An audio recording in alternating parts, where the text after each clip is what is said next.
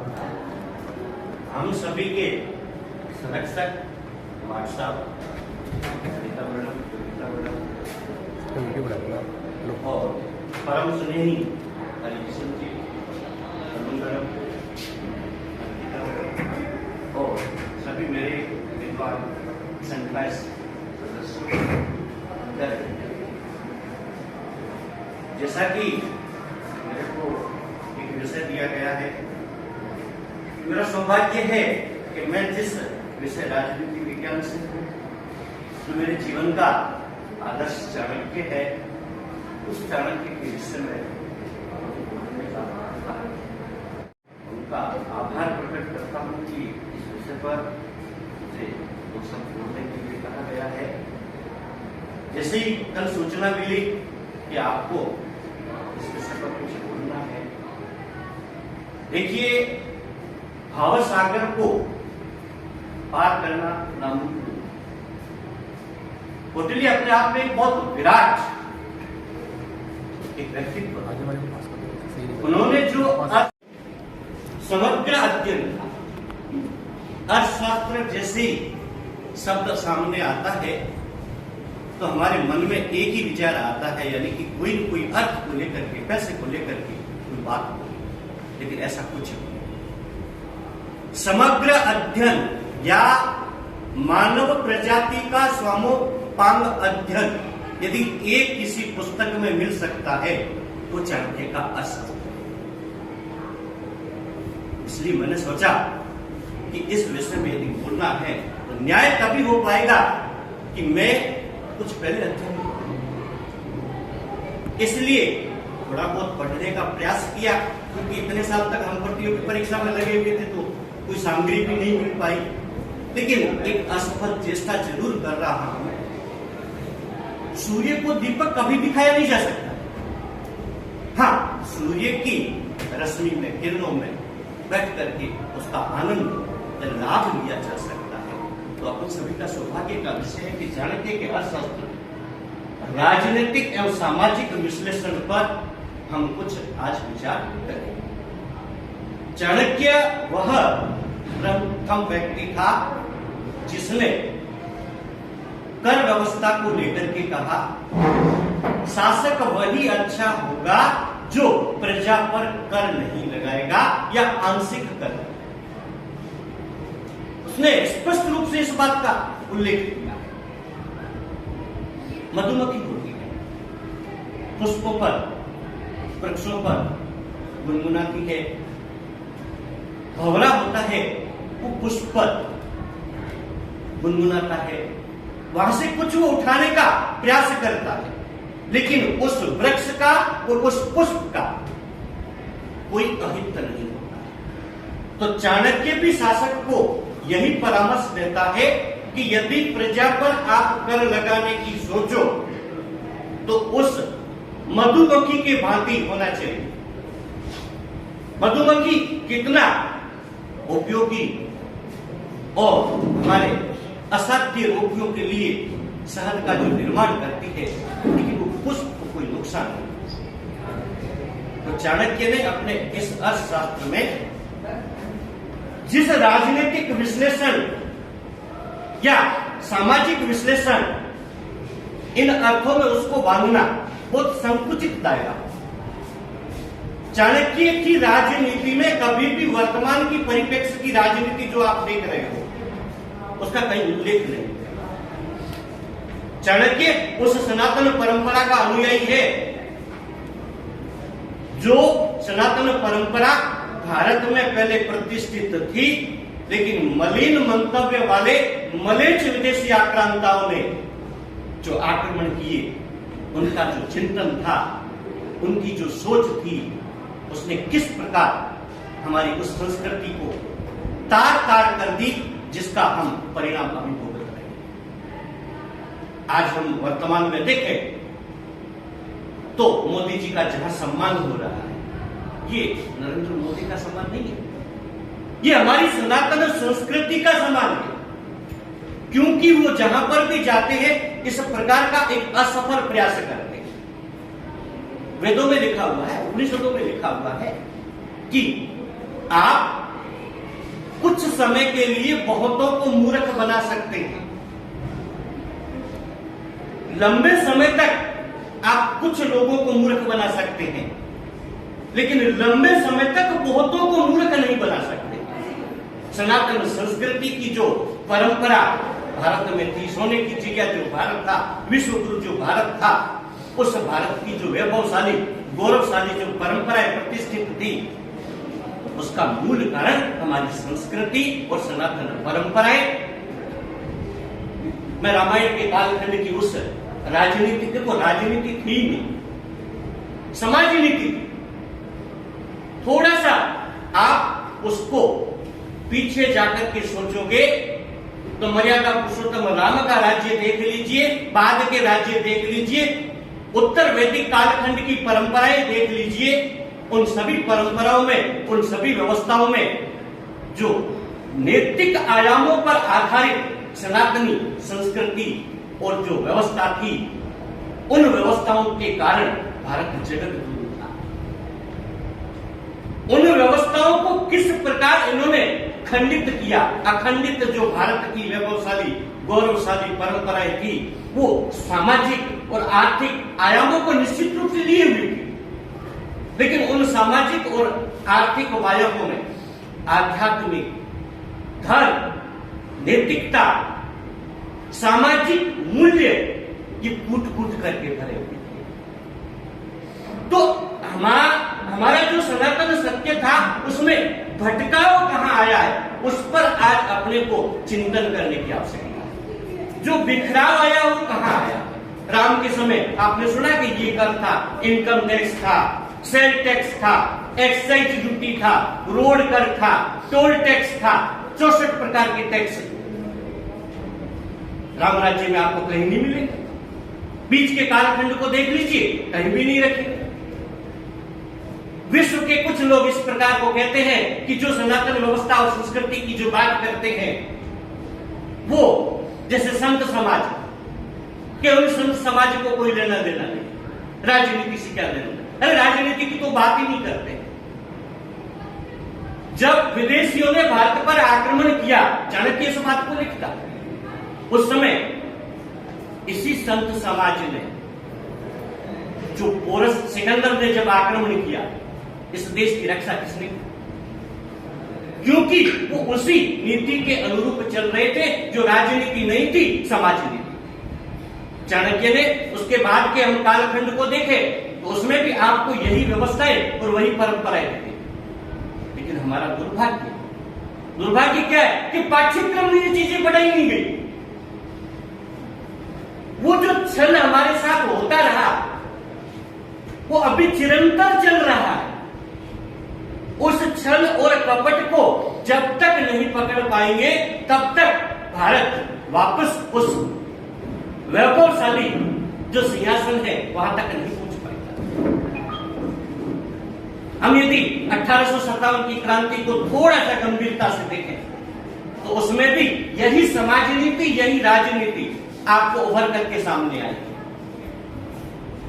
मैं दावे के साथ मैं कह सकता हूं, जो विद्वान शिक्षक साथी बैठे हैं, उसके अलावा विद्यार्थियों को इस बात का ज्ञान नहीं है कि 1857 की क्रांति के पर्दे के पीछे संत समाज था।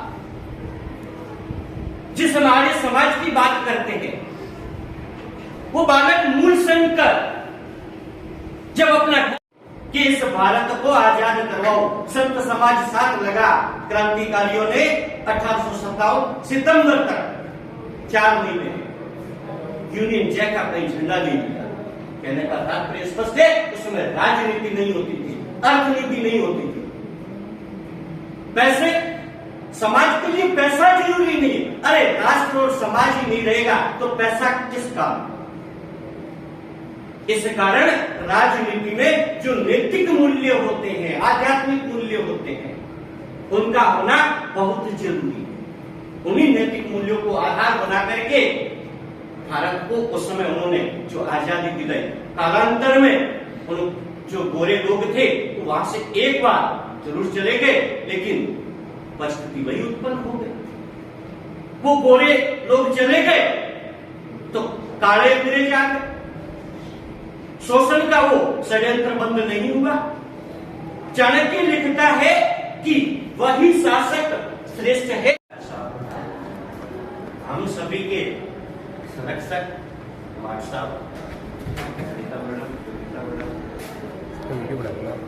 और परम स्नेही हरिकिशन जी और सभी मेरे विद्वान संकाय सदस्य, जैसा कि मेरे को एक विषय दिया गया है, मेरा सौभाग्य है कि मैं जिस विषय राजनीति विज्ञान से हूँ, जो मेरे जीवन का आदर्श चाणक्य है, उस चाणक्य के विषय में रोटी आ रही है, रोटी जा रही है, रोटी आज यहाँ है, कल शिक्षा में जाएगी। रोटी का तात्पर्य वाक्य है। ये मई 1857 में क्रांति होनी थी, लेकिन यहां पर एक जिसको अमर शहीद बोलते हैं, मंगल पांडे, उसने 8 अप्रैल को ही वहां जाकर के छावनी में जो अंग्रेज अधिकारी था उसको पूछ लिया कि हमने सुना कि इस कारतूस का उपयोग जो होता है, जिसको हम मुंह से तोड़ते हैं, इसके ऊपर गाय और सूअर की चर्बी। उसने कहा मुझे नहीं हो भी सकती। तो ये क्या बात, आप अधिकारी, आपको पता नहीं। उसने गोली मारा। दूसरा उसको मंगल पांडे को मारने के लिए भागा, तो दूसरी गोली उसने मार, 2 ही गोली आती। मंगल पांडे को वहां पकड़ा, उसको फांसी की सजा दी। वहां 1100 सैनिक थे। 1100 सैनिकों ने उसी समय वर्दी उतार के दे दी। पास में गंगा नदी जो प्रवाहित हो रही थी, गंगा जल को हाथ में लेकर के कसम खाई कि जिस इस मंगल पांडे को मारा है, उन अंग्रेजों का हम नस्ते नाबूद करें। 1100 पूरे भारत में फैल गए। 350 गांवों में उन्होंने अपने छोटे छोटे केंद्र स्थापित किए।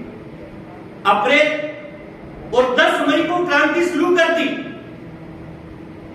दिल्ली, मेरठ, जगह जगह 3,64,000 अंग्रेजों को मारा। उस समय 480 करोड़, उसको 300 से गुणा कर, कितना पैसा? तो ये पैसा कहां से आया? अब आपको इस बात को समझना चाहिए, पैसा समाज ने दिया। कितने हंसिए बने होंगे, कितनी तलवारें बनी होगी, उसको गलाने के लिए भी कुछ लोग लगे होंगे। तो हमारे वैभवशाली उस इतिहास को देखें तो समाज ने पैसे, जमशेद जी टाटा ने पैसे दिए हैं। भारत आजाद हुआ था, मेरे विद्वान ये गुरुजन बैठे हैं, इनको पता है, पैसा था भी नहीं, थोड़ा बहुत था, तो राष्ट्रपिता महात्मा गांधी जी ने पाकिस्तान को दिया, पूंजीपतियों ने पैसा दिया। वो तारानगर का वर्तमान का परिप्रेक्ष्य हो, चाहे राजस्थान का परिप्रेक्ष्य हो, चाहे पूरे भारत का परिप्रेक्ष्य हो, पूंजीपति समाज नीति पर आंशिक रूप से अभी भी चलते पैसा देते। अपन जिस परिसर में बैठे हैं, उन्होंने इस भवन को बना के दिया, अभी भी दे रहे, उनके बच्चे तो यहां पढ़ने नहीं। तो राजनीति में जो समाज नीति चलती है, ये महत्वपूर्ण।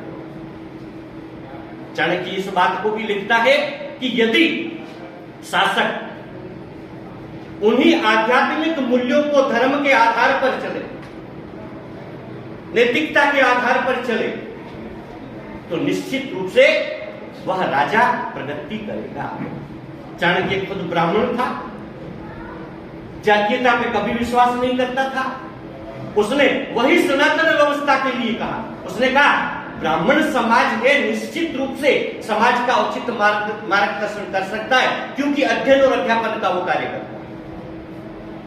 लेकिन ब्राह्मण को आप अपना परामर्शदाता बना सकते, लेकिन सेनापति नहीं बना सकते। यदि चाणक्य कहता है कि यदि आपने ब्राह्मण को सेनापति बना दिया, तो कहीं न कहीं उसको ज्यादा आदर दे दिया, सद्भाव दे दिया, ठीक है ना, उनके अच्छी व्यवस्थाएं हो गई, तो वो शत्रु को भी यशस्वी भाव, विजयी भाव का आशीर्वाद देते। उस परिस्थिति में वो ब्राह्मण को कभी भी इस प्रकार का आचरण करने का।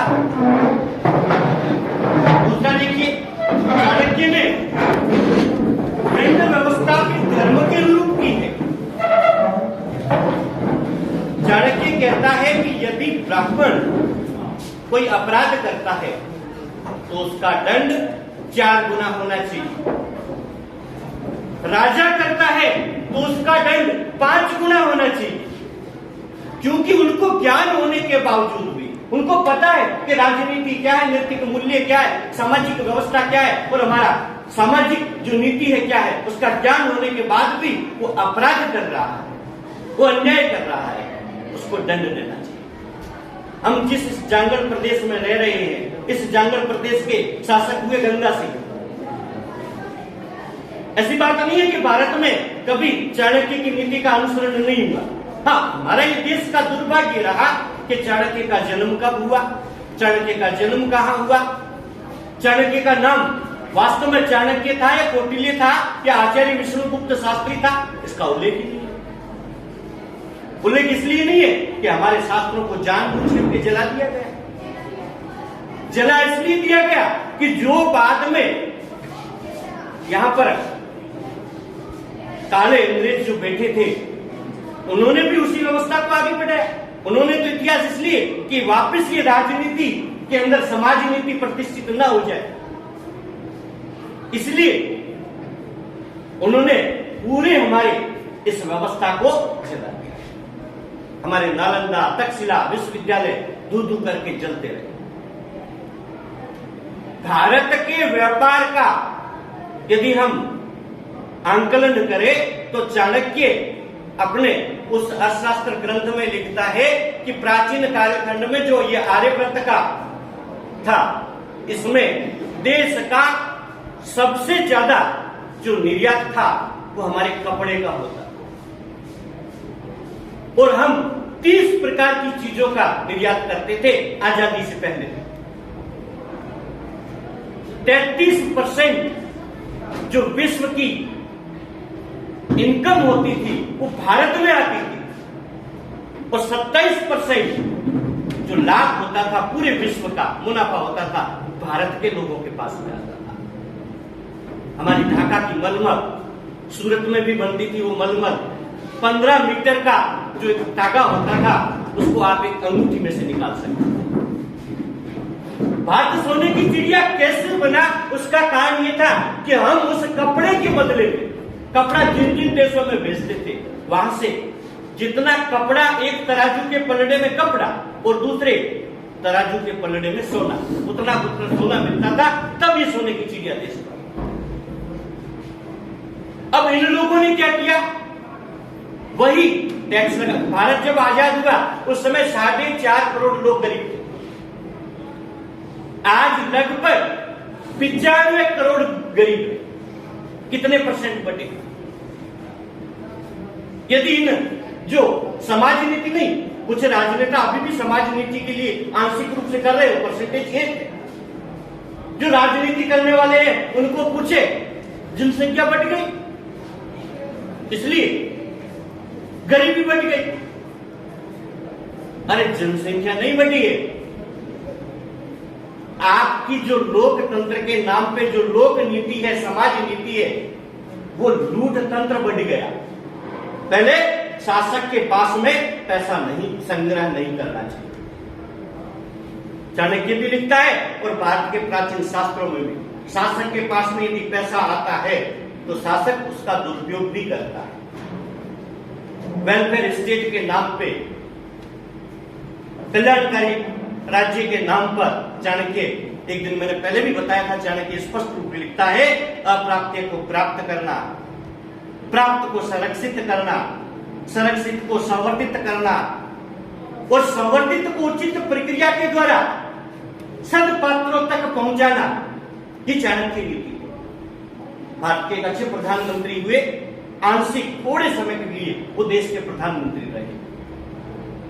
उन्होंने जो एक वाक्य कहा था वो आज तक सार्थक है। किसी भी प्रधानमंत्री न झुठला सकता है, न उसके बारे में कोई तर्क दे सकता। वो थे राजीव गांधी। राजीव गांधी ने क्या कहा? उसने कहा कि मैं 1 रुपया केंद्र से भेजता हूं, उसके 10 पैसे भी गरीब के नाम पर किसी दूसरे को मिल रहे। ज्यादा आपको बताने की जरूरत नहीं। अंत्योदय कौन है गांव, चयनित कौन है, उस गांव का नंबरदार या सरपंच है, उसके परिवार के लोग हैं। 1857 की क्रांति के जितने भी उस समय के जो भाई हथियार बनाने वाले लोग थे, वो अभी भी आपको दर दर की ठोकरें खाते हुए मिलेंगे।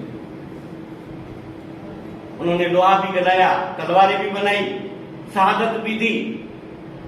उनको समाज के लोग कुछ पूछते हैं कि आप अभी घर क्यों नहीं बसाते, जिनको बंजारा या गाड़ूरिया लोहार के नाम से हम लोग जानते, वो कहते हैं हमारे राजा ने भी घर नहीं बसाया था। महाराणा प्रताप की ओर के अभी का पैसा विदेशों में जा रहा है।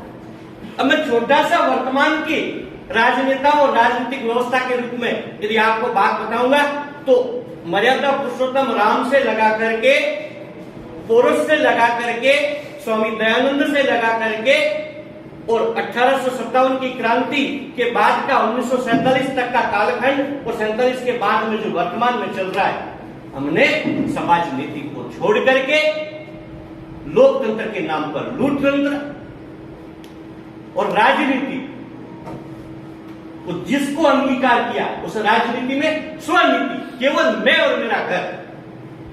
गंगा सिंह ने अपने बेटे को, जिसने कुछ छोटा सा अपराध किया था, अपराध पहले ऐसे थोड़ी था कि किसी का गाड़ा काटते या आप अखबारों में जो पढ़ रहे हो, ऐसे अपराध की कोई कल्पना नहीं करते। आंखें नोच ली जाती थी, हाथ काट दिए जाते थे। गंगा सिंह का लड़का जिसका नाम राज सिंह था, छोटा सा ही उसने कोई अपराध किया, उसने राष्ट्रद्रोह का मुकदमा लगा के सेनापति को कहा कि पकड़ के लाओ अभी का अभी। उसको पता चल गया, आदेश जारी हो गया, तो भाग करके देशनों की करणी माता के मंदिर में जाकर के शरण लेता। उस भगोड़े युवक ने आकर के राजगढ़ की नींव रखी थी। प्रजा को पुत्र के समान माना जाता था। कालांतर में एक बीकानेर का राजा जो या राजगढ़ आया, वहां कोई शराब का सेवन करता होगा, उसकी पत्नी चली गई, वो कोतवाल जी के पास रोज जाए और रिपोर्ट ही नहीं लिखी कि ये ऐसे कर रहा। उसको पता चला कि राजा आए, वो पहुंच गया, हमारा था मेरे घरवाली चली, मेरी रिपोर्ट भी नहीं लिख रहे, ये जो बैठे हैं ये ढूंढ के नहीं ला रहे। तो उन्होंने कहा ये अंदाजा, ये तो ये ऐसे पिवड़ा दारू पीता ऐसा।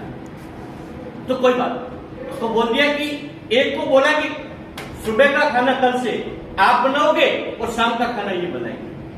दूसरे दिन उसकी पत्नी को ढूंढ, ये न्याय था। तो चाणक्य ने जो प्राचीन हमारी संस्कृति की जो व्यवस्था थी, उस पर जो व्यवस्थाएं प्रतिष्ठित की, इसी कारण लंबे कालखंड तक भारत विश्वगुरु रहा, सोने की चिड़िया रहा। और यहां पर घी और दूध की नदियां बहती थी, जिस यानी पे हम यहां रह रहे हैं। ये उत्तरी भारत की गाय की घी, गाय भी देसी गाय, बहुत बड़ी मंडी थी। अब मैं भैंस के दूध का और घी का उपयोग नहीं करता हूं, राजगढ़ में बड़ी सिफारिशें करके मेरे को व्यवस्था करनी पड़ती है। ये परिस्थिति भी इसी सामाजिक आयाम से जुड़ी हुई है। वर्तमान की हम नीति को देखें तो केवल समाज नीति तो छोड़ ही दी, केवल राजनीति और राजनीति के अलावा कुछ भी नहीं, अर्थ नहीं। अब भंडार भरने की जैसे सरकार की बात आती है तो केवल अपना हित ही देखते हैं। चाणक्य यथार्थवादी विचारक था, उसने स्पष्ट रूप से इस बात को लिखा है कि कहीं पर भी जो राजा है वो अपने कर्मचारियों पर टैक्स नहीं लगाएगा। टैक्स शब्द का उल्लेख ही 1857 की क्रांति के बाद में भारत में पहली बार इनकम टैक्स लगाया 1860 में अंग्रेजों ने, और बहुत तह तक जाकर के मंथन किया। और मंथन के परिणाम स्वरूप सामने क्या बात आई कि 1857 क्रांति का जो इतना बड़ा हुआ, ये कैसे जीत गए? तो क्या वहां पर राज व्यवस्था नहीं है, वह समाज व्यवस्था है, वह राजनीतिक व्यवस्था नहीं है, वह राजनीतिक मूल्य नहीं है, न कोई कूटनीति है, वह सामाजिक मूल्य है। घर में समझ लो किसी भी गांव में वो बच्ची चाहे राजपूतों की हो, चाहे जाटों की हो, चाहे ब्राह्मणों की हो, चाहे मेघवालों की हो, चाहे किसी की भी हो, जातीयता थी भी नहीं, बाद में आई है, तो उसके बावजूद भी गांव में सारे लोग पैसा इकट्ठा करके उस बच्ची का विवाह करते थे। दृष्टिकोण पूरे समाज का, पूरे गांव का था कि ये मेरी बेटी है, ये मेरी बहन है। वो एक भावात्मक लगाव हो जाता था। तो उस यथार्थवादी विचारक ने कहा कि पैसा समाज का, समाज के पास में ही रहना चाहिए। अंग्रेजों ने खोज करके इस बात को स्पष्ट रूप से कहा कि समाज के पास में पैसा था, मन खोल करके पैसा दिया, और पैसा दिया तो ये हथियार भी बन गए और पैसे भी आ गए, क्रांति हो गई, और हमें लंबे समय तक राज करना, तो इनका पैसा कैसे लूटे। तब उन्होंने एक राजनीतिक व्यवस्था की तरफ इनकम टैक्स लगाया, फिर सेल टैक्स लगाया, फिर एक्साइज ड्यूटी लगाया। पहले कोई भारत के आप पुराना कालखंड देख लीजिए, चाणक्य ने, मैंने आपको बताया ना, उसी प्रकार के टैक्स की बात है। वर्तमान में ये जितने भी वरिष्ठ लोग बैठे हैं, टैक्स की जब बात आती है, स्मार्ट साहब हो चाहे हम लोगों पर टैक्स लगाया जाता है, ठीक है ना, और कहते हैं, मैंने कहा था मैं बाद में इस विषय पे आऊंगा, समाज नीति नहीं है, क्योंकि जो कर्मचारी काम करता है आप उस पर टैक्स भी लगा रहे हो, और बाद में टैक्स वही तो दे रहा है जिससे आपकी सरकारी चल रही है, और जब वो सेवानिवृत्त हो तो फिर उसकी कोई पेंशन नहीं। अरे वो कहां जाएगा फिर? तो कि नहीं पेंशन है, ये तो सफेद हाथी है। एमएलए एक बार एमएलए रहता है ना, उसकी पेंशन की व्यवस्था है, उसको क्यों नहीं खत्म करते हो? एमएलए एक बार एमपी रहता है और दोबारा भी समझ लो मंत्री रहता है, तीनों प्रकार की पेंशन उठाता है, उसको बंद क्यों नहीं करता? क्योंकि वो केवल राजनीति के अनुरूप चल रहे हैं और समाज नीति बंद हो गई। चाणक्य केवल राजनीति और समाज नीति तक सीमित नहीं रहता है, वो एक यथार्थवादी विश्लेषक होने के कारण संपूर्ण यूरोप का प्राचीन कालखंड का इतिहास, ये जो मैंने अभी डाटा बताया, ये ब्रिटेन में मिले, वहां की व्यवस्थाओं में मिले। हमारे यहां तो सारी चीजें बंद हो गई क्योंकि हमारे साहित्य को जला दिया गया। संपूर्ण यूरोप में पढ़ाया जाता है, जैसे इटली में वहां एक प्रिंस नामक पुस्तक लिखी है मेकियावेली, वो सबसे अच्छा यथार्थवादी विचारक हुआ पूरे यूरोप में। तो मेकियावेली को इटली का कौटिल्य कहा जाता है। संपूर्ण यूरोप में इस राजनीति की जो परंपरा है, एक होती विदेश नीति, एक होते अंतर्राष्ट्रीय संबंध, एक होती अंतर्राष्ट्रीय व्यवस्था, और एक होती है कूटनीति, डिप्लोमेसी। केवल और केवल चाणक्य इस प्रकार का विद्वान था जिसने उस कालखंड में कूटनीति को दिया। संपूर्ण यूरोप में आदर के साथ में इस अर्थशास्त्र को देखा जाता है, और हमारे इस भारत में चाणक्य का इतना कुछ भी नहीं। दुर्भाग्य से मैं खुद पढ़ाता हूं, मैं पॉलिटिकल साइंस में जो चीज किताब में लिखी वो पढ़ानी पड़ती है, क्योंकि चाणक्य के, मैंने कहा ना, वहां जन्म और जन्म स्थान, उसके बारे में कोई भी मतैक्य है नहीं। इसका यूनान के जो प्लेटो अरस्तु हुए हैं वहीं से हम इतिहास उठाते और वहां कहते हैं कि भारत का जो मेकियावेली है वो चाणक्य, तो बिल्कुल ही उल्टा होगा। तो चाणक्य ने अपनी कूटनीति के अंतर्गत स्पष्ट रूप से उस समय लिखा है कि जिन दो राज्यों की सीमाएं स्पर्श करेगी उनमें कभी भी मधुर संबंध नहीं हो सकते, क्योंकि सीमा को लेकर के या किसी न किसी हित को लेकर के आप में टकराहट रहेगी। चाणक्य विद्वान शासक उसको कहता है कि यदि आपका शत्रु आपको किसी भी तरह से घेरने की प्रयास करे तो उस परिस्थिति में आप नकारात्मक दृष्टिकोण मत रखो, आप अपनी उस ऊर्जा को वहां पर खत्म मत करो। बाज एक पक्षी होता है, उसके ऊपर एक छोटा सा पक्षी, मेरा नाम मुझे ध्यान में नहीं आ रहा है, वो उसकी पीठ पर बैठ करके उस बाज से शक्तिशाली कोई नहीं होता, तो वो गर्दन में उसको टोचता है, उसको लहूलुहान करने की कोशिश करता है। तो बाज कभी भी उस पक्षी को नीचे गिराने का कोई प्रयास नहीं करता। बाज अपने पंखों को खोलता है और लंबी उड़ान भरता है और बहुत ऊंचाई तक जाता है। वो पक्षी टोसते टोसते ऑक्सीजन जहां कम होती है अपने आप में बढ़ जाती है। चाणक्य ने अपनी अर्थनीति के अंतर्गत प्रत्येक प्रहर में राजा क्या कार्य करेगा उसका उल्लेख किया कि किसी भी विद्वान के आपको शास्त्रों में नहीं मिलेगा।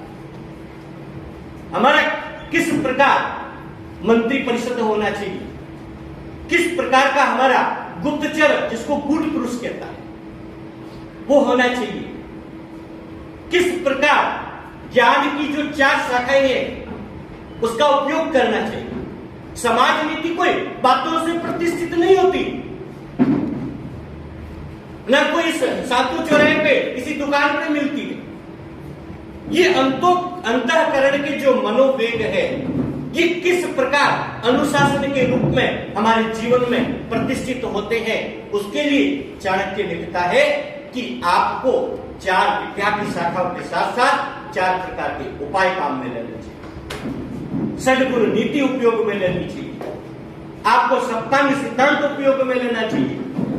कहने के लिए मैंने कहा ना, ये जो विधायक टॉपिक है इस पे जितना बोला जाए उतना कम है, लेकिन समय की अपनी एक सीमा है, इसके कारण ज्यादा अपन बोल नहीं सकते। लेकिन इतना मैं निश्चित रूप से कह सकता हूं कि विश्व के मानव समाज को मानवीय मूल्यों की व्यवस्था प्रस्तुत करने वाला चाणक्य जो अर्थशास्त्र में लिखता है कि इस भूमि पर जो जीव अपनी आजीविका के लिए आचरण करता है वो सारी सात्विक होनी चाहिए, नैतिक होनी चाहिए।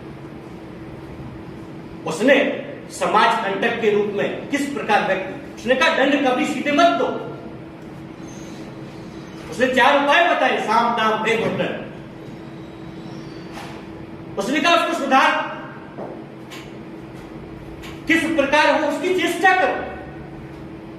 नेतृत्व देने का कोई भी काम कर सकता है, आप किस प्रकार कोशिश करके उसका आचरण परिवर्तित है ऐसी चेष्टा करो। ऐसा साधक और मौन तपस्वी बनने के लिए, तिल तिल करके अपना जीवन देने के लिए, सद्गुणों पर आधारित जीवन जीने के लिए चाणक्य जिस नागरिक की बात अर्थशास्त्र में करता है वो किसी भी अन्य ग्रंथ में नहीं। वर्तमान की राजनीति में जितने भी राजनीतिक मूल्य है उनको त्याग दिया।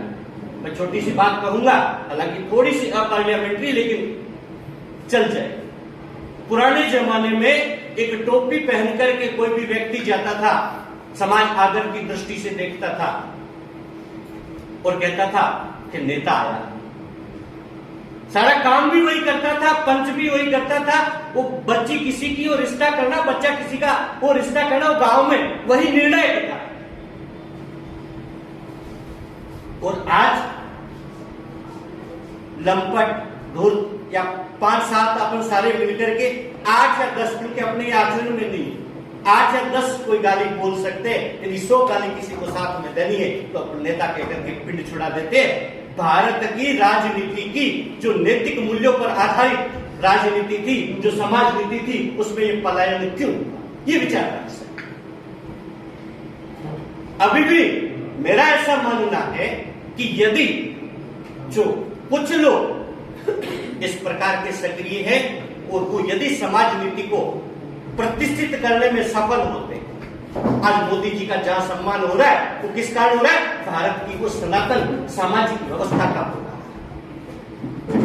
और यदि प्रतिष्ठित होती है तो निश्चित रूप से भारत वही पुनः संपूर्ण विश्व का मार्गदर्शन करने में सफल होगा। अब बोलने के लिए तो मैं बोल सकता हूं, लेकिन समय की अपनी सीमा है। जय हिंद, जय स्टूडेंट भी रहा हूँ और टीचर, पर प्रश्न भी आपके जी के में आता रहता है कि अर्थशास्त्र की रचयिता कौन है।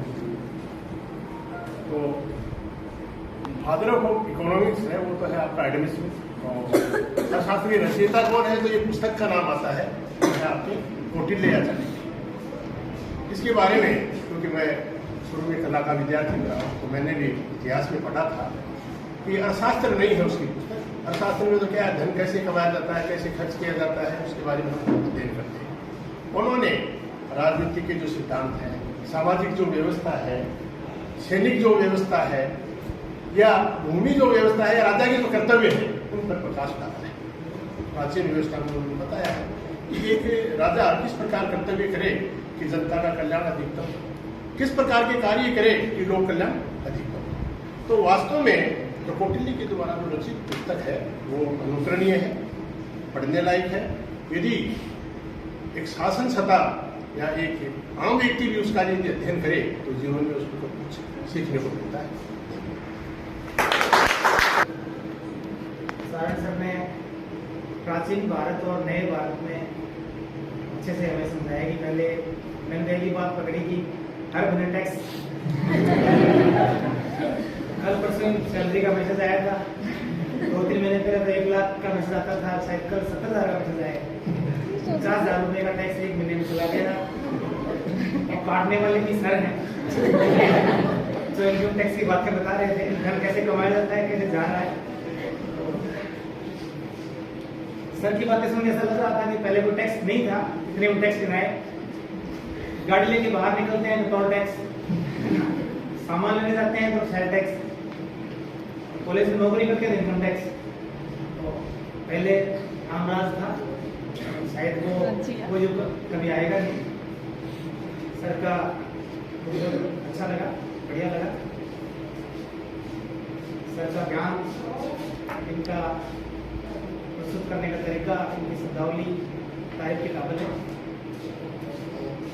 हमें बुलाया संस्कृत डिपार्टमेंट के हेड मंजू मैडम, सभी विद्यार्थियों का बहुत श्री अनुसार जी, डॉक्टर बेसमार, आज के हमारे मुख्य वक्ता श्री चारू साहब, गीता मैडम, निमिता मैडम, राजेंद्र जी और सभी संकाय सदस्यगण, हमारे सहायक प्रशासनिक अधिकारी सुभाष जी, प्यारे विद्यार्थी और साइंस के विद्यार्थी भी MSc के हमारे साथ हैं और हमारे MA के विद्यार्थी। मैं सबसे पहले तो सुनने वालों का धन्यवाद करूंगी कि मेरे मन में ये था कि टॉपिक को सुन भी देंगे क्या। अब तक चीज क्या थी कि हम बॉटनी लैब में जाए, जूलॉजी लैब में जाए, वो उनके मॉडल देखे और मॉडल के साथ साथ दूसरा भी और भी कुछ सीखे हमें। मेरे को लगा ये तो बड़ा निरस्त का काम है, तो भी प्रयास तो करते, प्रयास में कभी सफल भी होते, कभी असफल भी होते रहे। सफल होंगे तो कभी सफलता के लिए आगे प्रयास करें। तो अभी चारू साहब ने इस विषय को बहुत गहराई से आपके सामने रखा और अर्थशास्त्र हमारे MA फाइनल में चलता है, अर्थशास्त्र पॉलिटिकल साइंस में भी चलता है, अर्थशास्त्र हिस्ट्री में भी पढ़ाया जाता है।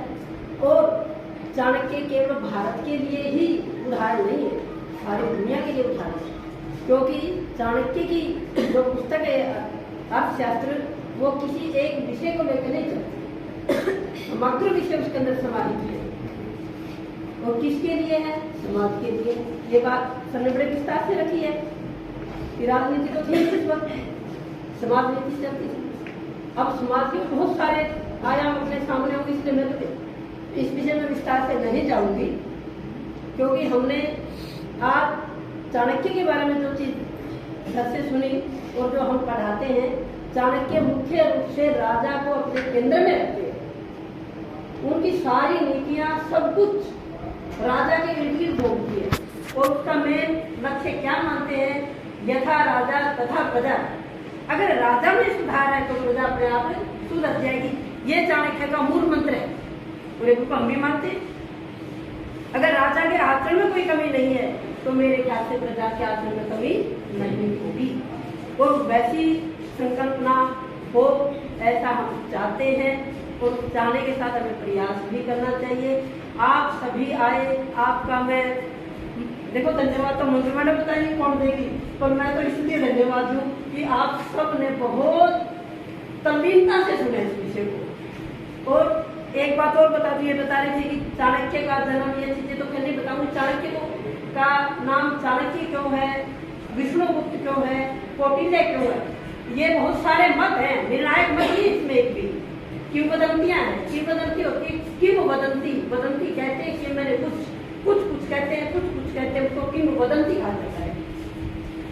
कुछ लोग कहते हैं कि ये चाणक्य देश में पैदा हुए इसलिए चाणक्य कहलाए, कुछ लोग कहते हैं कि इनके पिता का नाम चाणक्य था इसलिए चाणक्य कहलाए, कुछ लोग कहते हैं कि कुटिल मती थे, कुटिल मैंने वक्रता टेढ़ापन, कि इनकी सारी नीतियों में ऐसा होता कि जल्दी से सामने वाले को समझ नहीं आती थी उनकी नीतियां, इसलिए इनको कौटिल्य कहा गया।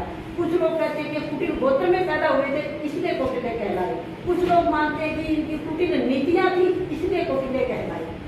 इनका जन्म का नाम, इनके माता पिता विष्णु भक्त थे तो इनका जन्म का नाम क्या था, विष्णुगुप्त, जिन्होंने पंचतंत्र की रचना की है। और एक चीज और बताऊंगी, अर्थशास्त्र में कहीं भी किसी राजा विशेष की, किसी नाम विशेष की प्रशंसा नहीं की गई है, केवल मात्र राजा को धुरी बना करके राजतंत्र के जितने भी अंग हो सकते उनका विस्तृत वर्णन किया गया है। तो मैं बहुत लंबा समय न लेते हुए आप सबका पुनः धन्यवाद करती हूँ, आभार भी व्यक्त करती हूँ। धन्यवाद। और सभी विद्वान साथियों से निवेदन करना चाहूंगी कि अगर कोई भी अपना अनमोल वचन यहाँ प्रस्तुत करना चाहता है तो उसका आदर यहाँ